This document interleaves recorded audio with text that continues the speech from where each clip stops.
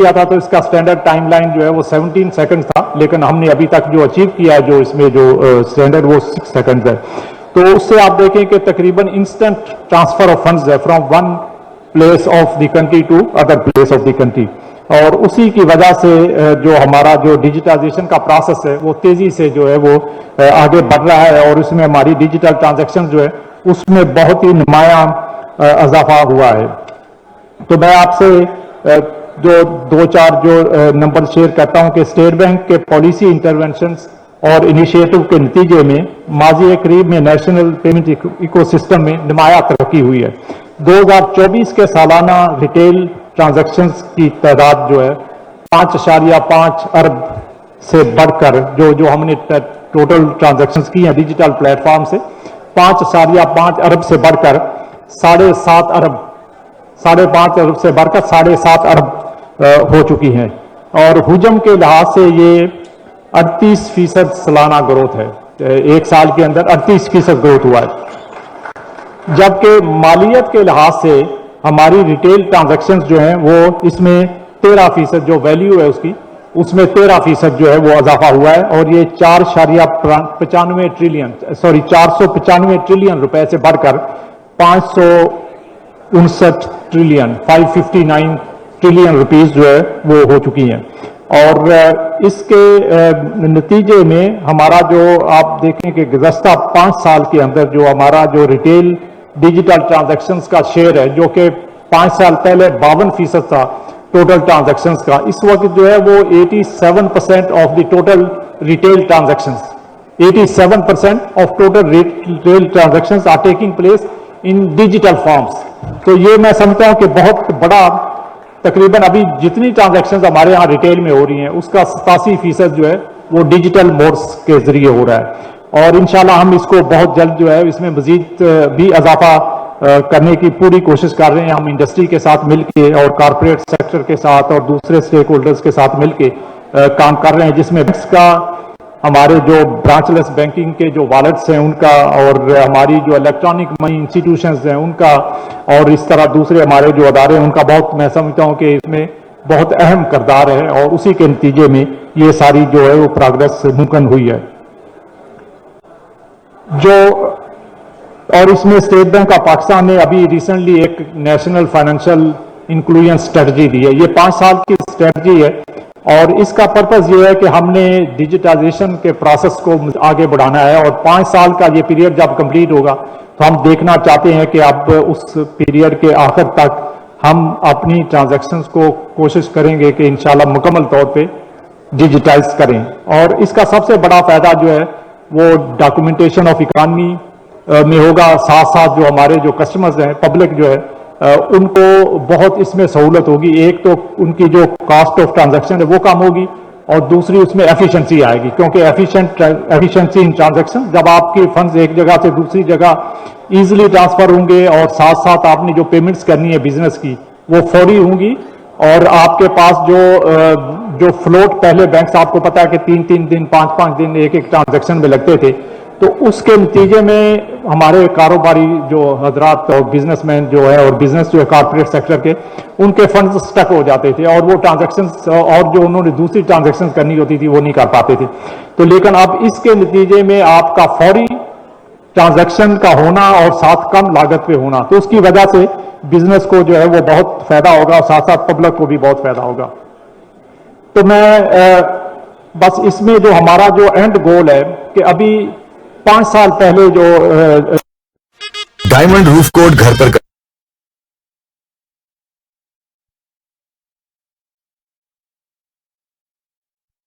जो हमारे adult population उस वक्त थी 2015 में, उसका सिर्फ 16% जो है वो उनको बैंकिंग सेक्टर तक किसी किस्म की फाइनेंशियल सर्विसेज तक रसाई थी।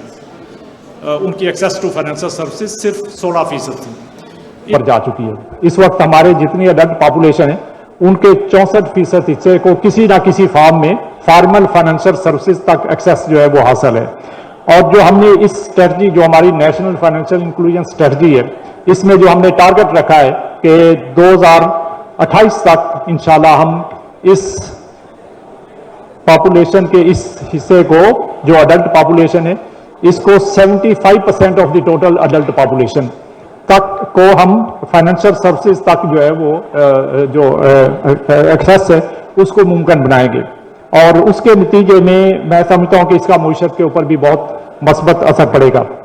मैं अपनी गुफ्तगू को कंक्लूड करते हुए जो तीन चार चीजें, बल्कि 3-4 बातें करना चाहता हूं कि सबसे पहले तो इस्लामिक बैंकिंग के बहुत सारे इस वक्त सीईओज और सीनियर बैंकर्स मौजूद हैं, तो मैं उनसे की तवज्जो खासकर मबजूल कराना चाहता हूं कि हमारे जो प्रायोरिटी सेक्टर्स हैं, जिसमें कि एसएमई सेक्टर है, जिसमें हमारा एग्रीकल्चर सेक्टर है, जिसमें हाउसिंग सेक्टर है, जिसमें माइक्रो हमारी एंटरप्राइजेज हैं, तो इनको फाइनेंशियल सर्विसेज तक एक्सेस और इनको फाइनेंसिंग मुहैया करने के लिए हमें जो है वो खासकर इसमें जो हमारे जो इस्लामिक बैंकिंग इंडस्ट्री है उनका बहुत मैं समझता हूं कि अहम किरदार है, और उनको इस एक्सेस को मुमकिन बनाने के लिए जो भी एक्शंस रिक्वायर्ड हैं वो करने चाहिए, ताकि हमारे जो प्रायोरिटी एरियाज हैं उनकी फाइनेंशियल सर्विसेज तक एक्सेस को मुमकिन बनाया जा सके। दूसरे नंबर पे इस्लामिक बैंकिंग इंस्टीट्यूशंस को अपनी आउटरीच बढ़ाने के लिए बहुत सारे इकदाम करने की जरूरत है, ताकि और वो भी शरिया कंप्लायंट प्रोडक्ट्स एंड सर्विसेज लेके आने की जरूरत है, ताकि वो जो हमारे जो बिजनेस कम्युनिटी है और जो हमारे दूसरे स्टेक होल्डर्स हैं उनकी जो फाइनेंसिंग रिक्वायरमेंट्स जो है वो उनको ऐसी प्रोडक्ट मुहैया की जाए जो कि उनकी रिक्वायरमेंट्स को पूरा करते हों। तो इस पे मैं समझता हूं कि बहुत काम करने की हमारी इंडस्ट्री को जरूरत है, और इस सिलसिले में हम स्टेट बैंक की तरफ से भी जो सपोर्ट रिक्वायर्ड है वो हमेशा प्रोवाइड करने के लिए तैयार रहते हैं, ताकि जो हमारे स्टेक होल्डर्स हैं उनकी रिक्वायरमेंट्स को पूरा किया जा सके। तीसरे नंबर पे मैं समझता हूं कि सैलानी वेलफेयर ट्रस्ट जैसे अदारे और इस तरह के जो दूसरे अदारे हैं जिनको कि इसमें रोल प्ले करना है, वो इस तरह के जो हमारे फोरम्स हैं उसके जरिए से अवेयरनेस क्रिएट करना, क्योंकि बहुत सारे लोगों के खदशात हैं, इस्लामिक बैंकिंग पता नहीं इस्लामिक है कि नहीं, पता नहीं ये जो काम करते हैं ये शरिया कंप्लायंट है कि नहीं, बहुत सारे खदशात लोगों के होते हैं। तो इन खदशात को एड्रेस करने के लिए जो अवेयरनेस क्रिएशन है और जो हमारे शरिया कंप्लायंट बैंकिंग के जो मुख्तलिफ प्रोडक्ट्स एंड सर्विसेज हैं वो कैसे डिफरेंट हैं कन्वेंशनल बैंकिंग से, उसके ऊपर अवेयरनेस क्रिएट करके जनरल पब्लिक को और दूसरे स्टेक होल्डर्स को कन्विंस करना कि जो हम काम कर रहे हैं ये शरिया के असूलों के ऐन मुताबिक है। तो इसमें मैं समझता हूं कि इस तरह के अदारों का बहुत अहम किरदार है और इस किरदार को हमें निभाना चाहिए। और आखिर में मैं जो सुकूक की बात बार बार होती है, तो इसमें सुकूक इशुएंस के लिए, क्योंकि सुकूक का ना इशू होना एक बहुत बड़ी हर्डल है इस्लामिक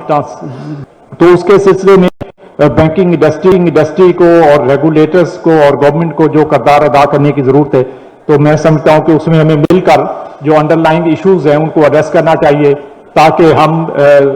सुकूक ज्यादा इशू कर सकें और उसके नतीजे में इन्वेस्टर्स को नए प्रोडक्ट